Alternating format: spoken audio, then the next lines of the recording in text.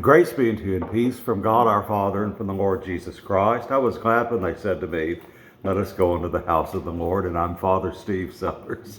This is Dot, my 1-year-old, a little bit over 1-year-old rescue puppy, and this is our brief daily message of hope. I hope you're in a good place as we start this week. I've had a song going through my mind this morning that dates from the early 1800s. A song that's in almost all the hymnals that I know anything about, by Ray Palmer and Lowell Mason, from the early 1800s. It's called My Faith Looks Up to Thee.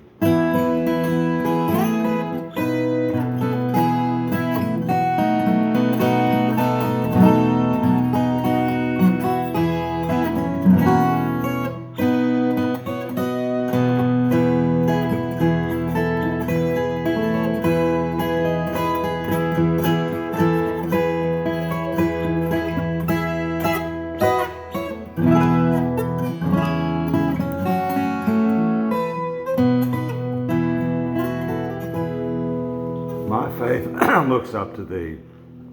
You know, I've been thinking over this weekend. I had an opportunity to do a wedding down in Galveston on Saturday, and looking at the Gulf of Mexico and looking at how the people who hang out on beaches are starting to look these days.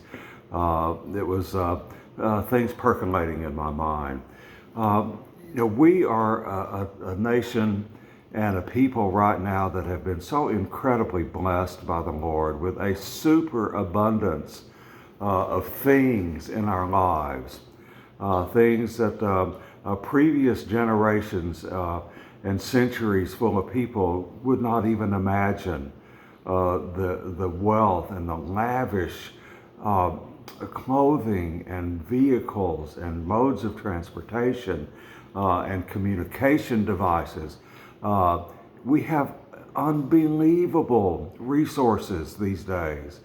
And when we do wind up in periods of shortage, which we are going through now a little bit, and whether it's naturally occurring or whether it's artificially induced, we don't know that yet. Powers of this world manipulate things all the time. God does not manipulate us. He does not skimp on providing us with his blessings. And what has been really foremost in my mind is, with all this around us, we're dying at younger ages now of overindulgence of the blessings we've received. Eating all the wrong kinds of food in all the wrong quantities at all the wrong times for all the wrong reasons. And we take unbelievable steps to feed ourselves with vitamin supplements and all sorts of other things to try to extend a life that we're living, even though many of us are not happy anymore. And it begs the question for me, how come we still find so many people in other places, in other parts of the world, who live well over 100 years?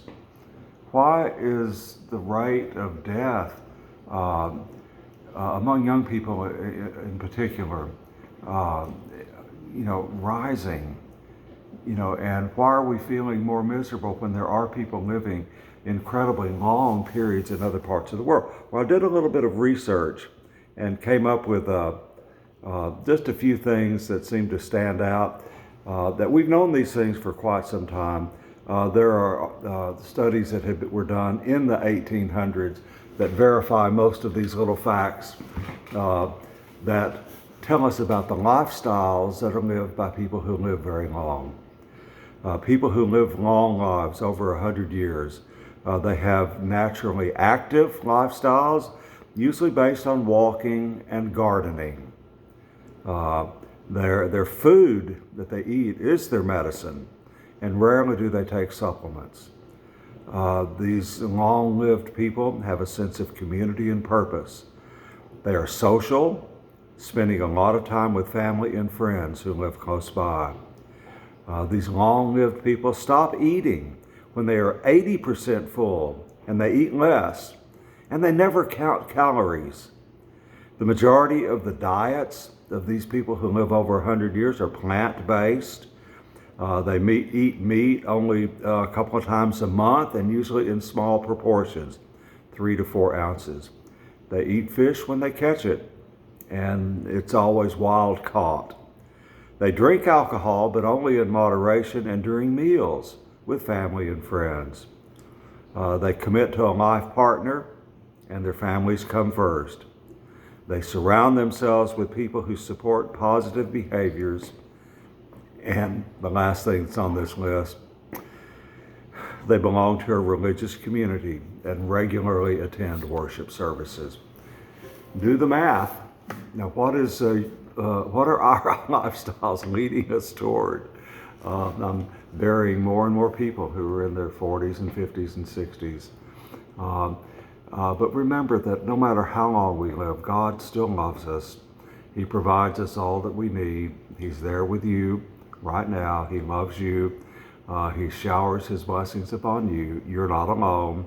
You have a reason for being here, and it's God's reason. You have a purpose for being here, and it's God's purpose.